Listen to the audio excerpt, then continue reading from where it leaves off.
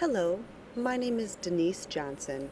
I'm the project coordinator for substance use disorder and mental health issues for individuals who are deaf, hard of hearing, and deafblind throughout the state of Wisconsin, and I work at Independence First in Milwaukee. I also collaborate with all of the independent living centers throughout the state.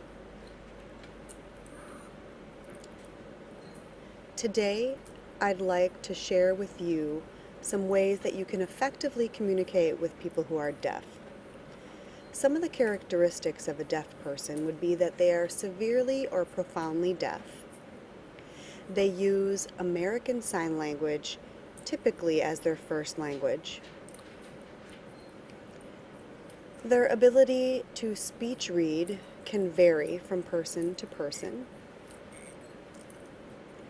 And sometimes their speech is intelligible and easily understood. Other times it is not. Some ways for you to get a deaf person's attention would be to tap them on the shoulder, the arm, or the elbow. It would not be acceptable to touch them on other parts of their body unless you might be sitting across from them at a table where it would be difficult for you to reach their shoulder or their arm. You could just lean over and tap their knee if that is within range. Another way for you to get a person's attention would be to slightly wave in their field of vision to get them to look at you.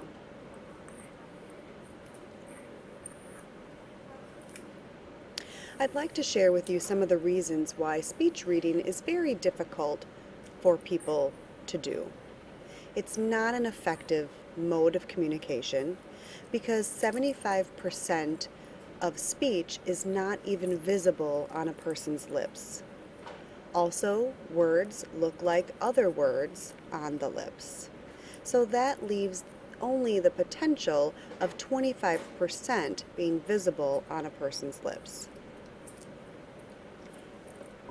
With those statistics, it can be extremely challenging.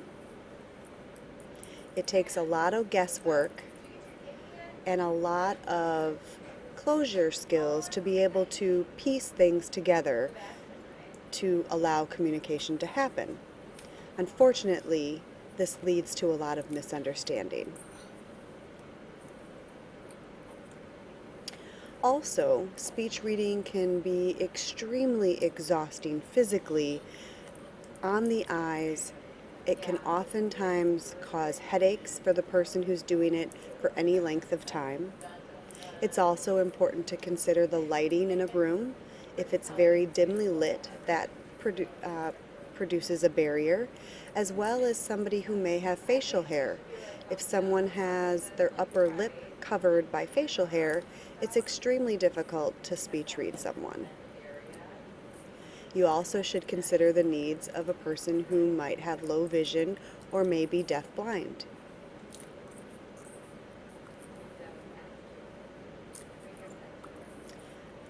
Also, if you are chewing on gum or anything like that, placing your hand in front of your mouth, those can also be barriers.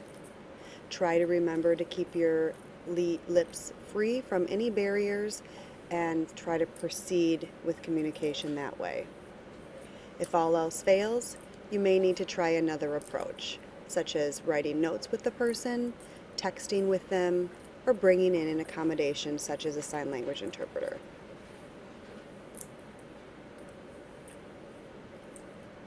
Note writing can also provide complications as well.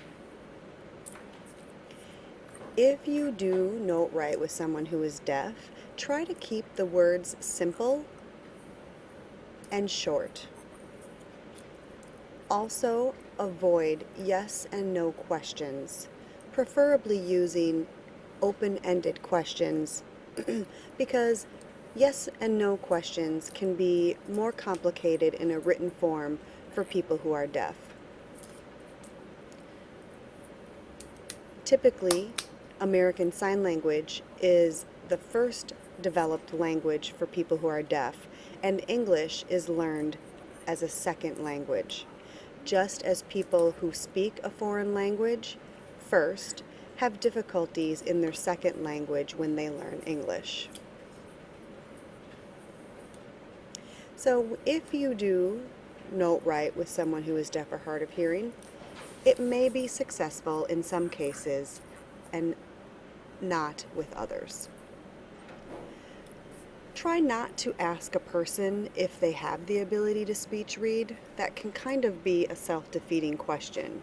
Just go ahead and try to see if that approach works.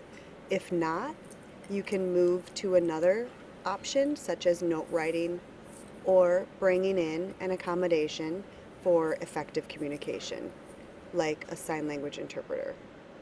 Thank you so much for watching today.